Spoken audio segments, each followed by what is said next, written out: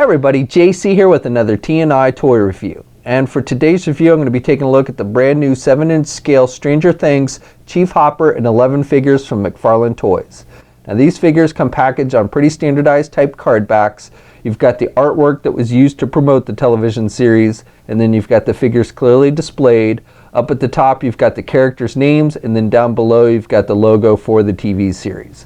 On the back of the packaging for these, it's exactly the same. You've got images of the two figures.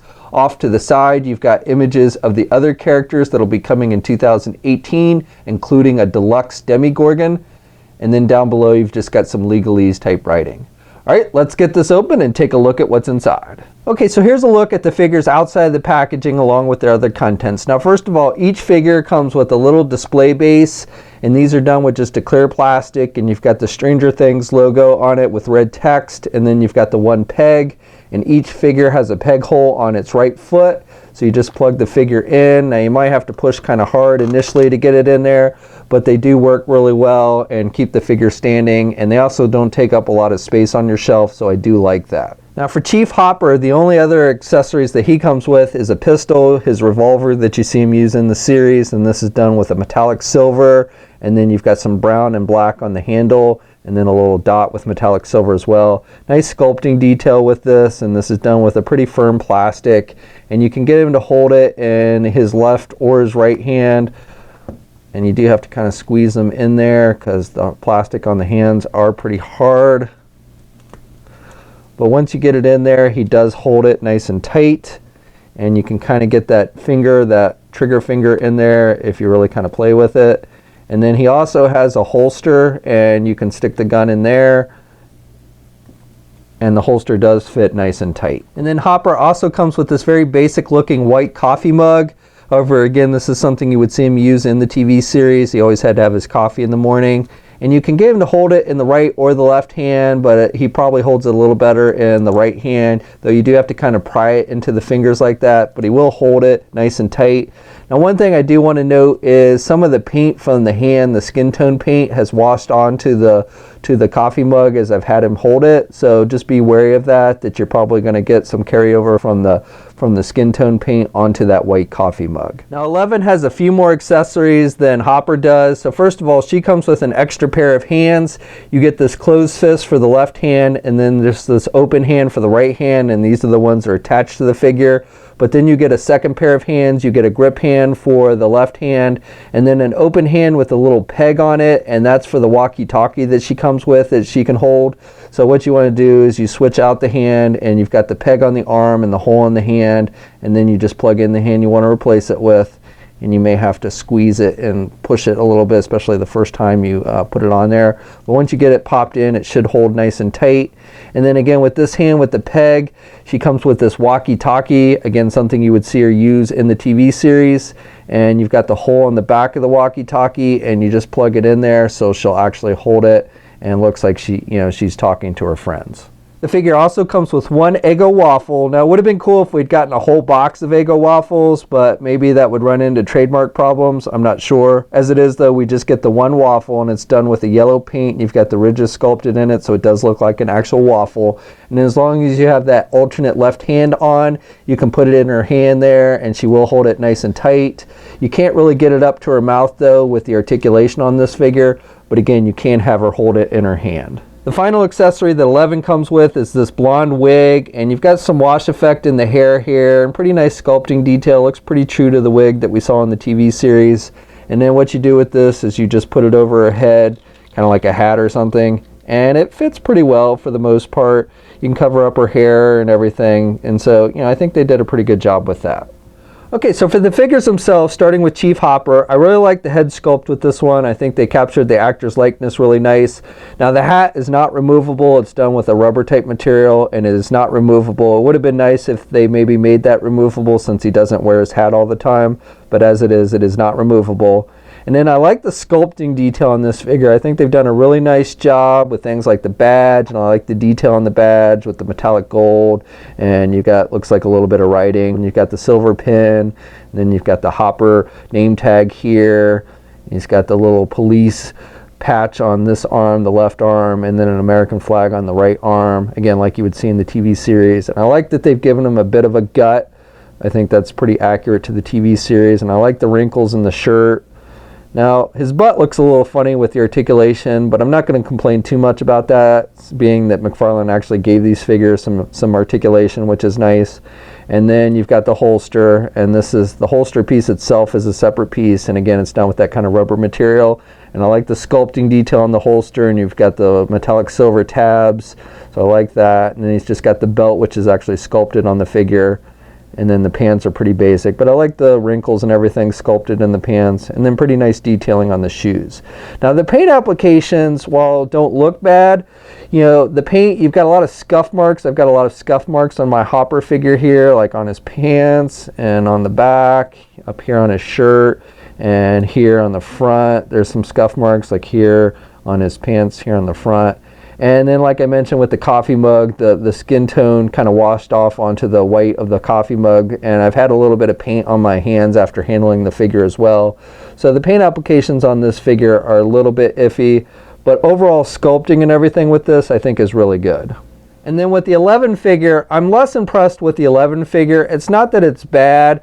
Part of it is I just don't like the look that they've given her. I know, you know, there's a time in the TV series where she has this look and she's got the bloody nose and stuff, but I think I would have rather had a more normal look for her without the bloody nose, since they did not give us like any kind of alternate head sculpt with this figure.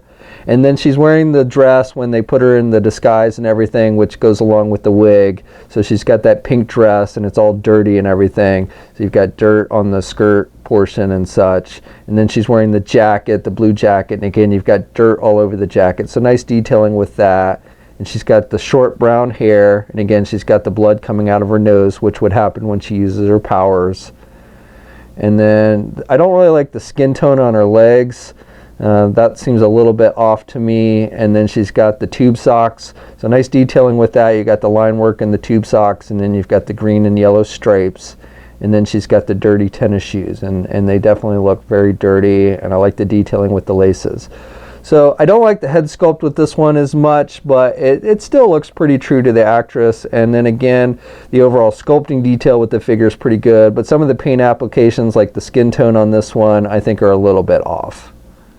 Okay, so these figures stand, Hopper stands with his hat on, just about 7.5 inches tall, and then 11 stands just under 6 inches tall. And the scale between the two figures seems to be pretty good. For articulation on these figures, it's certainly not great, but it's a little better than what we generally see with McFarlane figures. So with the Hopper figure, you can turn the head to the left and to the right, and it has a little bit of forward movement, but not a whole lot. Can look back a little bit. So you just get a little bit of rocking, but not too much. And you can pivot the head a little bit to the left and the right as well with this one. And then with the arm, you can get it out. It's a standard ball hinge type joint, and he's got pretty good rotation there with the shoulder. He does not have any kind of bicep swivel, only has the single hinged elbow, so he can bend his elbow about that much. And then he does have rotation at the elbow. He's got rotation at the wrists, and the hands are attached with ball joints, it looks like. So you've got, or maybe those are hinge joints. They're kind of hidden by the sleeves, but you do get some up and down movement with these, with the hands. And he has no type of ab crunch type joint. He has no waist swivel, unfortunately. He has those side hinge type joints for the legs, so he can do the splits pretty good. And then he can get his leg forward about that much, and can only do his leg back about that much. Does not have a thigh swivel, only has a single hinge knee, so can bend his knee about that much. And then you also get rotation at the knee. And then with the feet, you really get no articulation. Looks like maybe you can rotate them a little bit. The pant legs come down over the feet, so it limits that, but that's about the only movement you get with the feet. No up or down movement, and definitely no ankle pivot. And then, as I mentioned before, you get the one peg hole on the right foot. And then articulation with 11 is pretty much the same. Again, you can turn the head to the left and to the right. You get a little back and forth movement with the head, but not a whole lot. And again, you can pivot a little bit to the left and the right, but not a whole lot. Arms attached with your standard ball hinge joint there at the shoulders. You can get the arm out about that much. and then you can rotate the shoulder pretty good. No bicep swivel, but you do get the rotation at the elbow, and then you get the single hinged elbow, and then you've got rotation again at the wrists, and a little bit of up and down movement with the hands with these. Again, no midsection or waist articulation with this figure. And then with the legs, she really can't do the splits at all. They did not give her any kind of side hinge joints or anything, so you can get the leg only forward a little bit and back a little bit, but very little movement with the leg. The skirt would limit it anyway, and the skirt is a pretty hard plastic, so you're not going to get any flexibility with that. She does have the single hinged knees, so she can bend her knees about that much, and then she does have rotation at the knee. And then again with the feet, really no articulation. With this, you can move it back and forth a little bit, about that much, and no up or down movement and no ankle pivot. And the feet, the left foot on this one is a little bit loose, so I'm actually a little worried about, you know, doing it back and forth too much, because I'm afraid maybe it will snap. So that's just something you might want to be wary of. And then again, you've got the one peg hole on the right foot. Just to note, at least with my 11 figure, if I want to get her to stand without the figure stand, you kind of have to bend the knees a little bit, because otherwise the feet don't stay flat to the ground. So that again is really the only way I've been able to get her to stand without the figure stand. Okay, so that's my review. So overall, I would say the sculpting detail on both of these figures is really nice. I really love the head sculpt with the Hopper figure. The 11 figure is not bad. I just don't really like the expression they've given her. The paint applications are pretty detailed on these figures. However, you do end up with a lot of scuffing with the paint, and some of the paint has kind of transferred over onto accessories and even on my hands a bit. So that's just something to be wary of. I also don't like the skin tone that they used on the 11 figure, especially with their legs. I like the accessories with these figures. Articulation is not great with these figures, but they are better than what I generally see with McFarlane, so I guess that is an improvement to some regard. Overall, I would say if you're a fan of the Stranger Things TV series, these are figures you'll definitely want to check out though. Now these figures are currently hitting Target stores. However, they're not exclusive to Target. They should be available everywhere eventually, and you can actually pre-order them at places like Big Bad Toy Store. We'll have a full image gallery up at toynewseye.com. There'll be a link in the video description below. As always, leave a comment. Let me know what you think. If you're so inclined, please like this video. Also, please hit that subscribe button down below if you haven't already. You can also follow me on my Facebook, Twitter, and Instagram accounts. I have links to those in the video description as well. And until next time, guys, I'll catch you later.